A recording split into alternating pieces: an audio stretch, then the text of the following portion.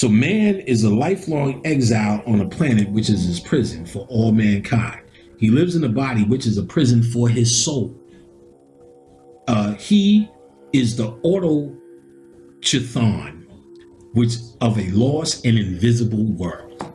Autochthon. It's like I remember defining that word. It's like the useless eater, a robot. You're going through the motions, but it's basically that robot thing.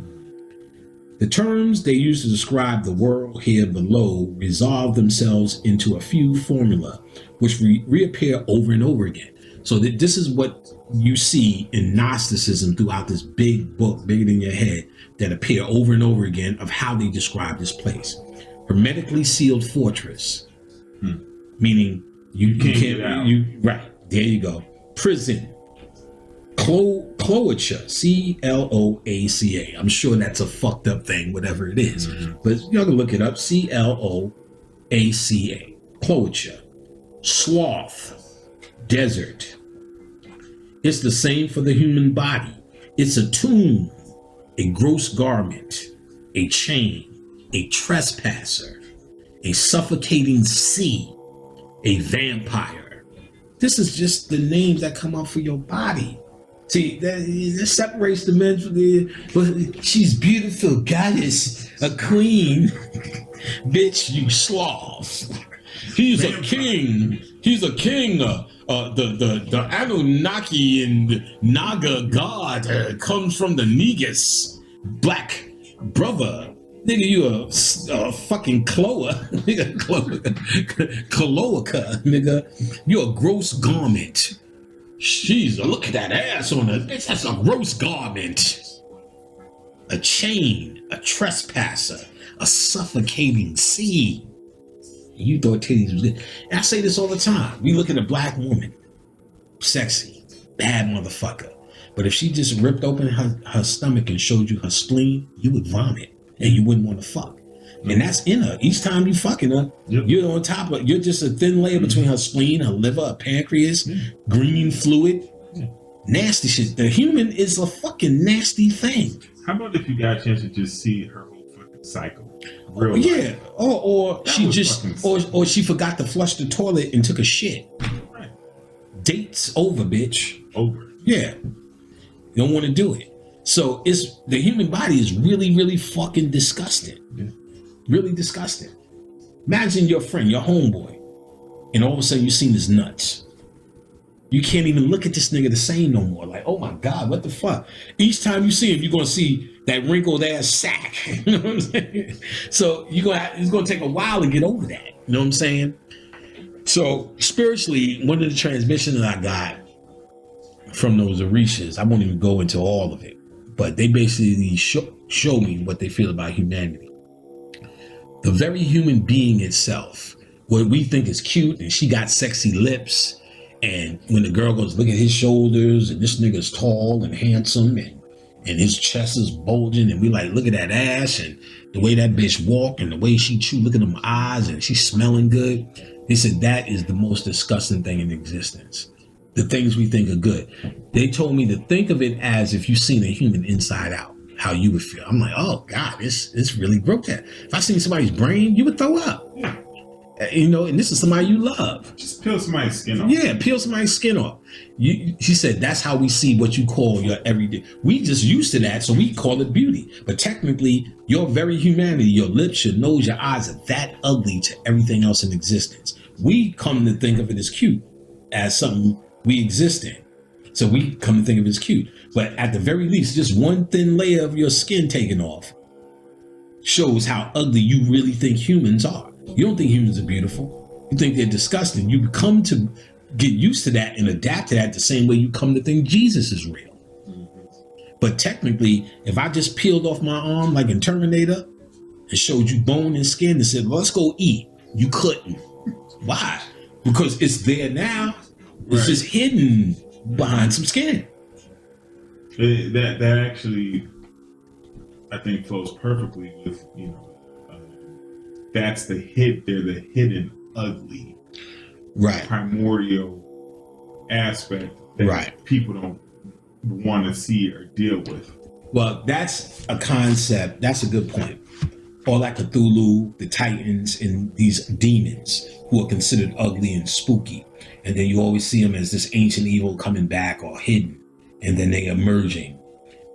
Bobby did a whole thing on this, that what is considered ugly and evil is actually the most beautiful. Now, where you can see this actually is Kali. There's a deity named Kali who before Freddy Krueger, Jason, and the Texas Chainsaw Massacre, our concept of scary was very light. So somebody like Kali, just all black with a tongue hanging out, is just as crazy as Freddy Krueger before there was such a thing. In a post-Freddy Krueger world, that don't look like much. Medusa doesn't look like much. You get what I'm saying? These demons, Ravana, and all the rest of these in the Ramayana, they don't look too scary because we know scary now. We've seen TV. So that was their version of Freddy Krueger and Jason. That was a big deal. But they'll say with Kali, when she's on Earth, she's this terrible bitch. But when she's in the cosmos, she's this beautiful, she's the great mother. She's loving, caring. But when she gets on Earth, she's not having it. Kind of like your mother's the most beautiful woman until you drew that crayon on the wall. And who is this bitch? Mm-hmm. So this concept, Bobby talked about this concept. What you see is the most evil here and the most ugly here is actually the most beautiful, because the true reality, humanity, is the most ugly in the universe. The same way they're telling you that in Gnosticism, that this is the greatest evil, the greatest ugly, the vampire, the gross garment, the trespasser, the suffocating sea. All of these things that we've said is this fine ass black woman, this masculine king, and all the rest of this shit we calling as the standard of beauty and humanity is actually considered to everything in the world. This vile and disgusting. So if you flip it around, this vile and disgusting thing is Cthulhu, and the rest of them is actually the most powerful. That is a representation of their power, and that ugliness, Medusa, the gargoyles, the Cyclops, you know what I mean? All of these demons and Satan and all the rest of this Baphomet, all of these ugly things are actually code. The ones who know understand the uglier or the grosser you get, the more powerful you're getting in who you truly are. Because you're under the illusion of false beauty, false light. So you think this humanity and all things human are beautiful. Then look at the cute little puppy, but it's actually suffering in a prison. It's suffering, its energy is trapped in this suffocating sea, in a chain. You're looking at a gross tragedy. If they put your son in jail, in chains, with that Hannibal Lecter shit over his mouth, you would not be saying, oh, look how cute he looks. You would be saying, oh my God, how do we free him? You kill that motherfucker. So each time I see black people saying, and I understand the concept, you see some crazy dude drowning a puppy on YouTube, and we must find out who this is and get him for drowning this puppy. Technically, he just freed them. And I know we understand that concept, but do we understand that concept? Because our humanity is calling out, oh my God, the puppy is sitting on nick, and dying. But technically, that puppy is being freed. Being freed. So we actually have it twisted. So these symbols of like Baphomet and the dark ones were first indications of, we're going to keep the weak out. How do you keep the weak out? You just make it scary, make it ugly. You disguise it in what looks like evil. And if they're consciously still looking for that beauty, they're still human, just by its very nature. So all the people, I don't give a Baphomet, I know that Baphomet's not talking me good. That means that's because you have a human mindset.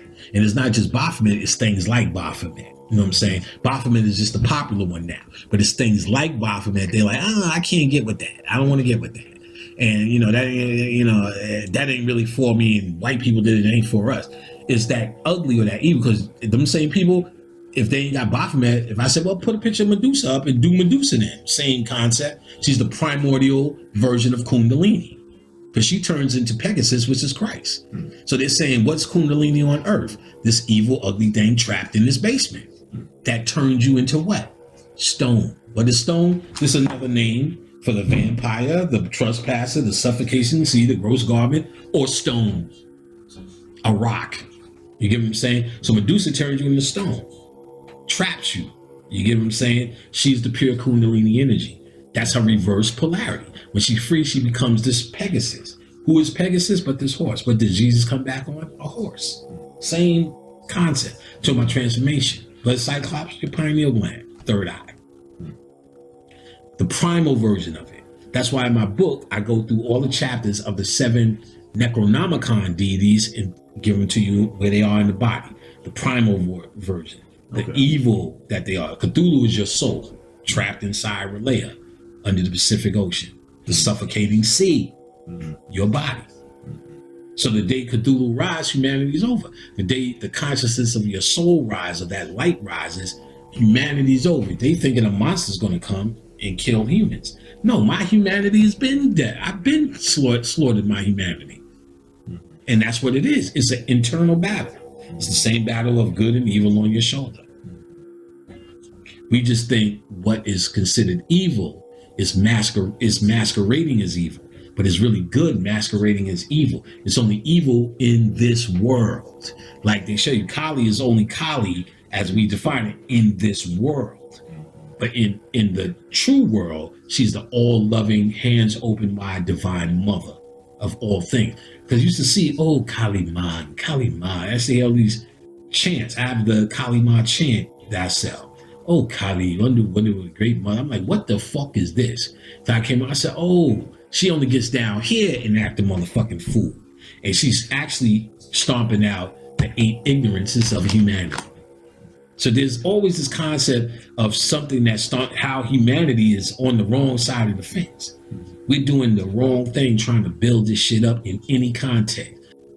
Our whole thought process in how we consider ourselves as humans is the same farce of the cosmos, of how this place was created. So our thought is a manifestation of the same bullshit that's going on. Man, like the universe, is failed. He is a failed creation, a lamentable imitation, the mere semblance of a man, a counterfeit man, or in anthropological terms, a psychodanthrope, whatever the fuck that is. So they basically saying what you think you are as a man is a cheap imitation of what a true man would be, if you will. But the true God, seeing the error, this horror crawling on the face of the earth, this is where I told you, after man was already created as the horror, meant to worship this lower deity, there's the true God, which is the soul, which is you, which is what your substance is. You are that true God. God on earth is nothing but the ego, the demiurge, or what the demiurge needs you to be. The demiurge is that God is the representation of your ego. Everything your ego tells you is that God. So that's why you can't escape it. This is his house. You can only understand what it is and supersede it with your true spirit. And you got to be pure of heart and deal with the chakra work, because your spirit may just be your ego telling you. Very tricky shit. Yeah. So you got to understand what's the litmus test for telling? Litmus test is telling, is it pro-human or is it pro-left-hand path? The true left-hand path is basically you stepping outside of the box. So they think if I don't become a Christian, I'm on the left-hand path. That's certain true if everybody's Christian, but if I was in the middle of Africa and they doing all African shit that you niggas co-sign with and like, and I step out of that box and say, fuck that, I'm doing something else, that's the left-hand path. So, and most people ain't willing to do that. So the true God, seeing this error, this horror crawling on the face of the earth, threatening to populate it, took pity on the interlooping of the angels, because they said this demiurge created along with these angels of light called the archons or zodiac, 12 of them. Okay. So niggas all this see, well, is the zodiac real or the zodiac fake? The zodiac is real in terms of its energies and how it controls humanity, because everybody fucking with that zodiac is telling you how to be a better human and how your humanity is controlled. Well, I'm a Pisces, so I can't do that. I'm a Taurus, so I can't do that. She's a Leo, so Taurus and Leo don't go together. So while you may be 100% absolutely motherfucking scientifically accurate based upon Pluto being in conjunct with this, that, or the other. When you wipe all that shit away, all you did was dictate how to act like a human. So that's the science of Jesus. He is number 13. He has 12 disciples. Disciples means discipline. To discipline the animal self is to discipline the 12 zodiac and become the 13, Christ.